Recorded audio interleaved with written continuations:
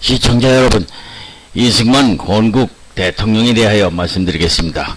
이승만 건국 대통령을 비판할 때는 독재자라는 말을 자주 쓰는데요. 그 이유는 3.15 부정선거와 개헌을 통한 장기집권 때문이라고 독재자라는 것입니다. 시청자 여러분, 요즘 국회에서 걸핏하면 자기들이 대통령을 뽑지 않은 대통령이라면 여야를 막론하고 서로가 서로를 독재자라고 홀것듣습니다. 특히 건국 대통령에 대해서는 독재자가 트레이드마크가 될 정도입니다. 그런데 시청자 여러분, 이승만 대통령이 건국 초기에 대통령이 되었을 때 국내의 사정은 어땠을까요? 일본은 패전국으로 메가더 장군이 군정을 하고 있을 때였으니 민주주의고 뭐고 아무것도 없었을 때였고, 중국은 중국 공산당 특동과 공산당 국민당 장기석도 자기들끼리 싸움으로 독재고 뭐고 없을 때였죠. 다만 소련 스탈린은 전형적인 독재자이지만 미국 대통령 트루맨은 독재자라고 부를 수 없는 미국의 민주주의 대통령이었죠. 시청자 여러분, 이승만 건국 대통령은 어땠습니까? 그래서 이승만 대통령에 대한 평가는 역사적 과정에 대한 평가로부터 주변국 및 신생 독립국이나 개발도상국과 비교해 평가해야 할 시기였죠. 우리나라같이 민주주의가 없고 민주주의를 경험하지 못했던 시기에 민주주의를 도입하고 정착시키려 했던 이승만 당시 건국 대통령.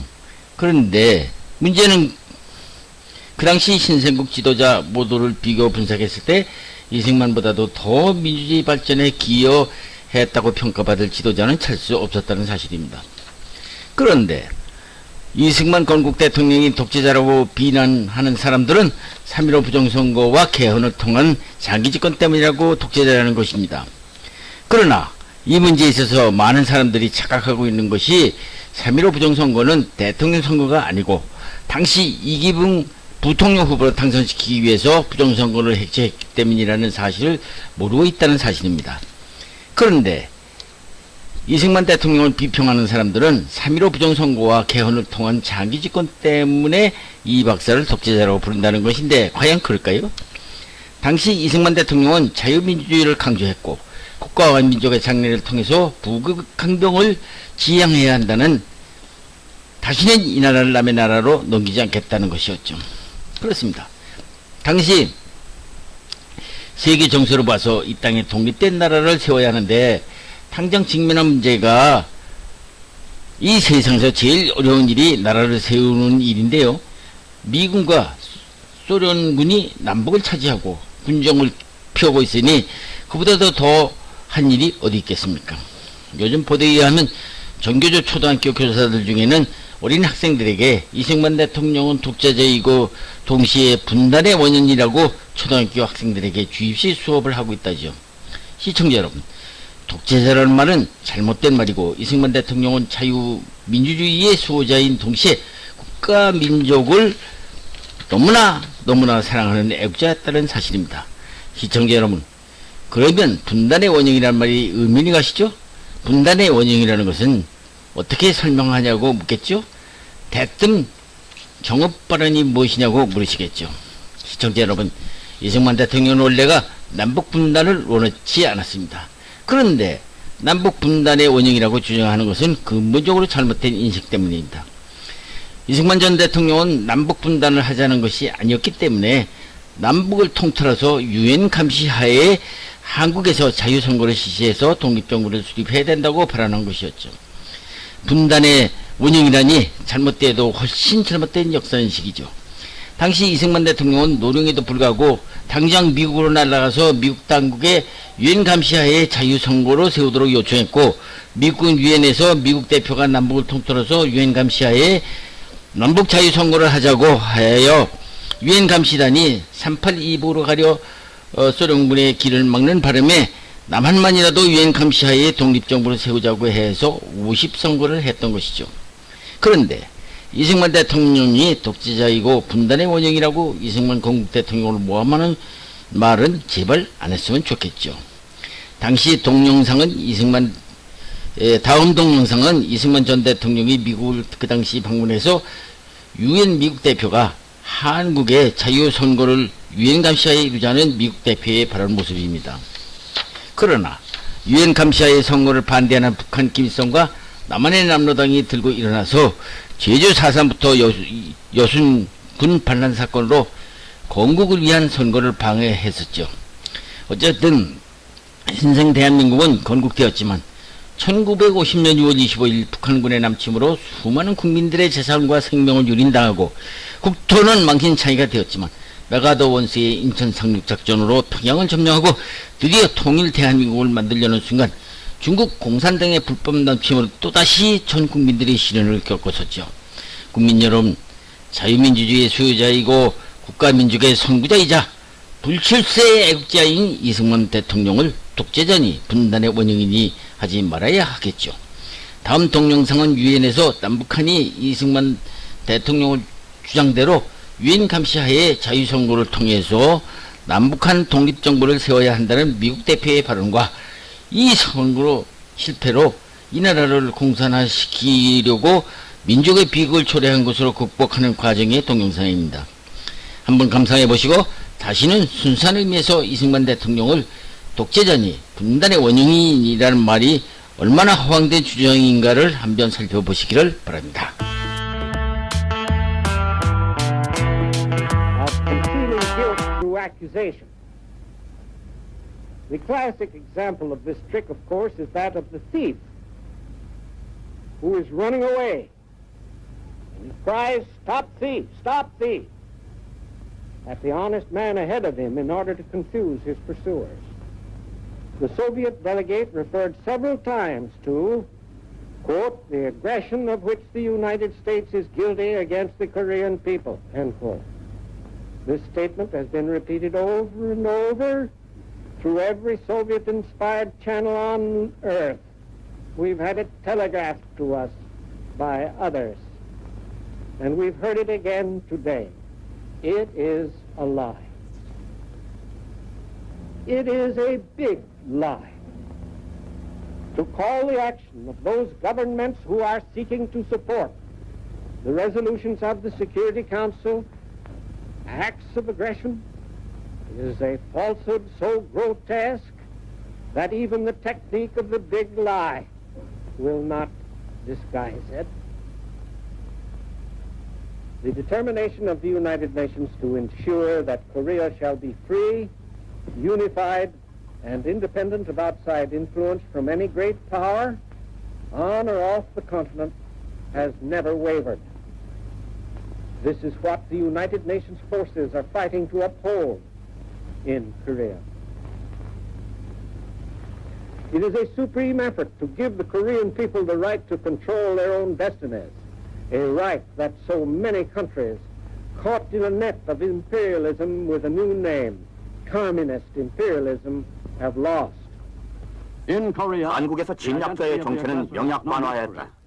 8월 말경에 북한군은 부산항과 인접한 지역을 제외하고는 남한의 거의 대부분을 점령했다.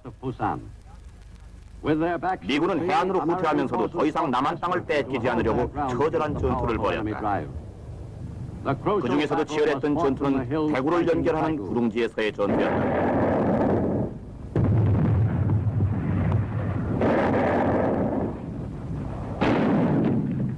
피곤에 지친 미군들에겐 잔인한 싸움이었다.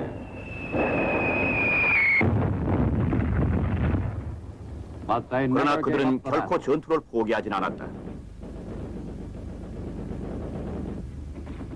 미군이 부산 인접 지역을 수비하는 것은 고통스러운 것이었다. 그러나 적의 공격은 격퇴됐다. 미 전투대원들의 희생으로 한반도는 공산화되지 않은 것이다. 9월 초순 부산 인접 지역은 이제 더 이상 공산화될 절박한 위험에 놓이진 않았다. 9월 15일 인천 상륙작전의 감행으로 인해 전투의 양상이 역전됐다. 한국의 서해안에 대한 공격을 감행한 전투부대는 극도로 어려운 작전을 수행했다. 이 작전은 메가더 장군의 주장으로 이루어진 것이다.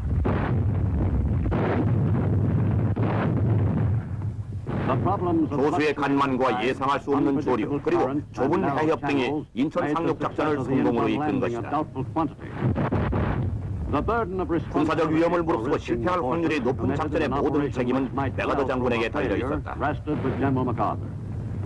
제2차 세계대전의 베테랑들인 12,000여 명의 해병대원들은 한국전의 첫 번째 수륙 양농 작전을 전개했다. 해병대원들은 인천과 월미도 해안을 강타했다. 이 작전엔 타임라이프지 기자인 프랭크 기브리시드 종군 기자로 동행했다. Some of the Marines in the assault had been brought from duty in the Mediterranean. Others had been pulled out of the line in southern Korea. Incheon had to be taken to cut the enemy's communications with the southern front and to trap thousands of his troops in between. The Marines didn't give the enemy time to recover from the surprise attack on his flank. Progress was swift. Many of the Marines I was with were past masters at flushing enemy troops out of holes, an acquired talent they never lost. Hundreds of North Koreans were killed on that overcast September morning, D-Day at Incheon. The surprised North Korean troops had failed completely in their hurried attempt to beat off the amphibious attack. The operation was a spectacular success, a proud day for General MacArthur, whose judgment was vindicated, and for Marine General O.P. Smith. 인천 상륙 작전으로 인해 남부 전선의 전황은 상당한 변화가 있었다. 그 전투는 적의 상태를 더욱 악화시켰다. 미 8군은 4기가 충천했으나 결코 서두르지 않고 신중하게 적의 진지를 파괴해 들어갔다.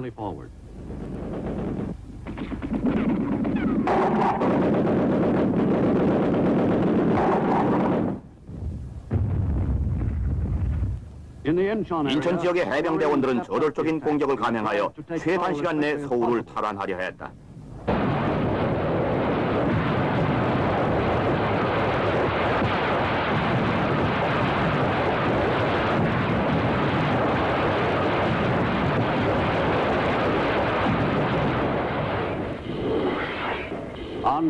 인천 상륙 작전을 개시한 지 10일째인 9월 24일 미 해병과 지상군은 서울에서 전투를 벌이고 있었다. 수도 서울을 탐험하기 위한 전투는 혈전이었지만 길지는 않았다.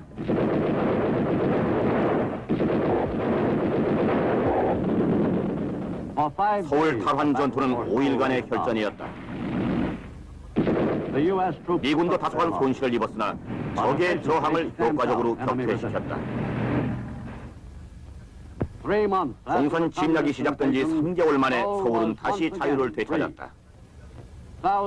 공산주의자들이 수도 서울로 물밀듯이 쇄도해오자 서울을 떠났던 많은 사람들이 다시 집을 찾았다. 그 밖에 많은 사람들은 공산군 점령하에 서울에 머물러 있었다. 전투가 끝나자 그들은 총포의 처참히 파괴된 도시를 재건하는 데 몰두했다. 서울 시민들은 자신들의 삶의 터전을 공산 침략 이전의 상태보다 더 훌륭하게 만드는 일에 기꺼이 참여했다. 서울이 탄환되자 서울로 복귀한 대한민국 정보관리들은 그동안 공산주의 선전에 시달려온 시민들에게 남한의 가장 절박한 문제를 발표했다. 1950년 여름에 수많은 남한 사람들이 북에서 온 자신의 동족의 손에 의해 살해됐다. 미래에 어떠한 일이 한국에 닥칠지라도 그것은 유아기의 대한민국의 시련보다는 더 비극적이진 못할 것이다. 많은 다른 국가에서도 역시 자유는 피해 대가로 성취됐지만 그 어느 곳에서도 새로이 얻어진 자유가 대한민국에서처럼 혹독한 시련을 겪진 않았다. 초가을경 다른 국제연합 가맹국에서 파병된 병사들이 서울에 도착했고 그들은 남한의 독립을 위한 전투에 합류했다. 영국은 연합군으로 5,000명의 병사를 파병했다. 세계 제2차 대전의 태평양전에 참전했던 여러 나라가 남한의 군대를 파병했다. 그 가운데는 필리핀 병사도 상당히 많았다. 1,000여 명의 호주 병사들이 연합군의 지위를 격상시켰다. 8년 전 뉴기니아의 찌는 듯한 정글에서 훌륭한 전과를 올렸던 뉴질랜드 병사들도 한국전에서 또 하나의 전과를 올리기 위해 참전을 결정했다. 10월 1일 남한군은 38도 분계선을 넘어 북쪽으로 밀고 올라갔다. 공산 침략이 시작된 지 3개월 일주일 만의 일이었다.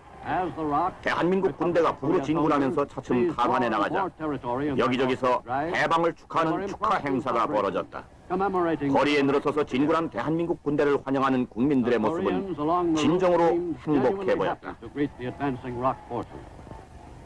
10월 8일 38도 분계선 이남에 인접한 개성시가 미 제1기갑 사단의 손에 함락됐다. 미군은 국제연합이 공식적으로 결정한 분계선을 향하여 좀 더 빠른 속도로 진군해갔다. 10월 15일경 연합군은 38선을 넘어 상당한 정도의 북한 영토를 점령했다. 10월 중순 마침 2,500마일 떨어진 웨이크 아일랜드에서는 중대한 장면이 연출됐다. 해리 트루먼 대통령이 극동 총사령관을 만나기 위해 7,000마일을 날아왔다. 그들의 만남은 최초의 일이었다. 그들은 1시간 동안 비공개 대화를 가진 후 웨이크 아일랜드의 한 빌딩으로 옮겨 좀 더 전반적인 대화를 나눴다. 회의엔 대통령의 군사고문인 합참의장 브래들리와 국방장관 페이스도 참석했다. 회의가 끝나기 직전 훈장 수여식이 화려하게 거행됐다. 두 사람만이 비밀 회담에서 있었던 얘기를 알고 있었고 그들은 완전한 합의에 도달하기를 희망했다. 10월 20일 대한민국군과 미군은 북한의 수도인 평양을 함락시켰다. 공산주의자가 지배한 지 5년 만에 연합군이 평양을 탈환한 것이다. 이틀 뒤 120대 군 수송기가 제180 공수부대 병사들을 평양에서 이북으로 25마일 정도 떨어진 지점에 낙하시켰다. 숙천과 순천 부근의 목표 지점 상공에서 공수대원들이 낙하를 했다. 메가더 장군은 상공에서 비행하며 작전 개시 첫 단계를 관망했다. 대원은 각기 1분 만에 800피트 정도를 하강했다. 작전은 무리 없이 진행됐다. 낙하도 최초 계획대로 지정된 장소에 정확히 이루어졌다. 이제 적은 함정에 빠졌다. 3만여 명 정도의 북한군은 평양 이남의 연합군과 제187 공수연대 사이에서 목이 졸린 채 고립돼버렸다. 북한군은 아군의 예상치 못한 기습 전술에 완전히 말려들고 말았다. 미군의 지뢰 제거선은 북한의 동해안 원산 해상에서 전쟁 사상 가장 밀집된 지뢰밭을 제거하는 작업에 착수했다. 이 작업은 자력선을 까는 일이다.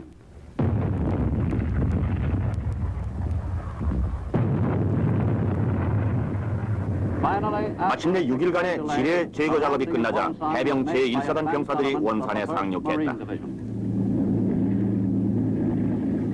그러나 원산 상륙은 해군의 수용양용 침투 작전으로 이루어졌던 것은 아니었다. 이 지역은 2주일 전에 이미 연합군에 의해 함락됐다. 원산 상륙 작전은 무사히 이루어졌지만 원산 해안에 도착해서 동해안을 따라 북쪽으로 향해 밀고 올라가는 도중에 여러 가지 작전이 예상됐다. 해병대의 첫 번째 임무는 상당한 규모로 조직된 북한 게릴라 소탕 작전이었다. 그 임무는 전투에 능숙한 병사들에 의해서 효과적으로 달성됐다.